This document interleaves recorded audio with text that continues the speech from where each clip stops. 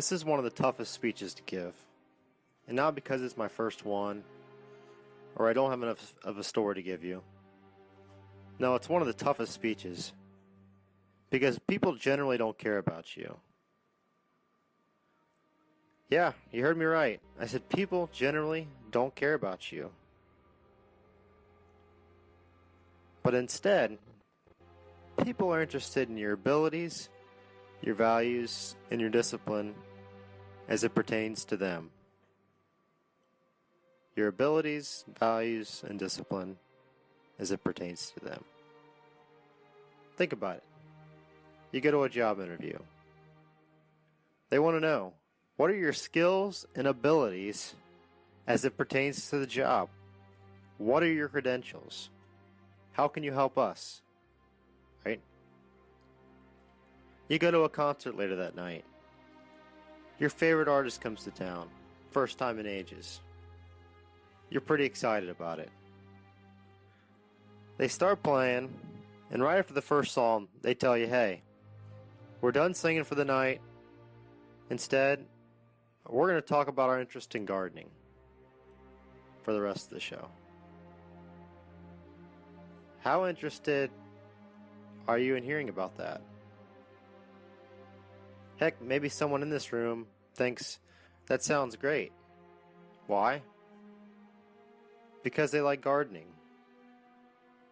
But for everyone else, I'm sure they'd rather hear the person for their abilities. Now, I'm sure we're all great listeners in here. But how hard is it to be a good listener when someone's talking about something you personally have no interest in or strongly disagree with? What about when it's something that you really like or agree with? How hard is it then? And now the most powerful of the three, discipline. When someone truly admires your discipline, you have them under complete control. Why? Because you are where they want to be. I'll say it again. I said you are where they want to be. People have no interest in hearing me talk about weight loss. But if I used to weigh 100 more pounds, suddenly, I'd be an expert. How many of you seen a situation like this?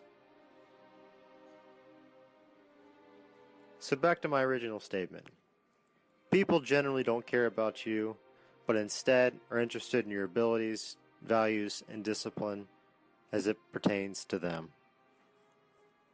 So, with that said, I have a duty in this Toastmasters project to tell you a little bit about myself. And in doing so, I'm going to provide as much value as I can. Why am I here? Why are you here? To be successful, you got to set your goals, right? You got to have good goals. Goals. I want you to think about all the goals ever made on this earth. In one's mind, goals that were noted. I want you to think about all of them. In all of history. Now, what percentage of those goals were accomplished?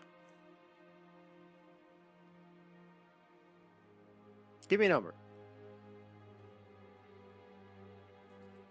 27%. 42%. 83%. 33%.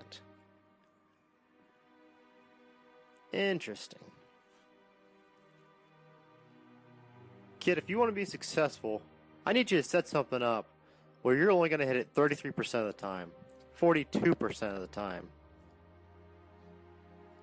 I mean, for how important goals seem, that doesn't sound like much of a secret sauce. I mean, 42% of the time, I wouldn't have graduated 4th grade. So I'm here with a purpose. To teach the power of becoming a visionary. You want to live a life of meaning, a life of fulfillment, make an impact, struggle less, more happiness, then understand where you're trying to go. You see, vision has purpose, which is your fuel in everyday life. Good times and bad. It's why you work hard. You get excited to wake up each and every morning. So many of our family, friends, and coworkers have stopped short or never sought out purpose and vision because of the empty promises the ladder we were told to climb as kids and young adults would bring us everything we ever wanted.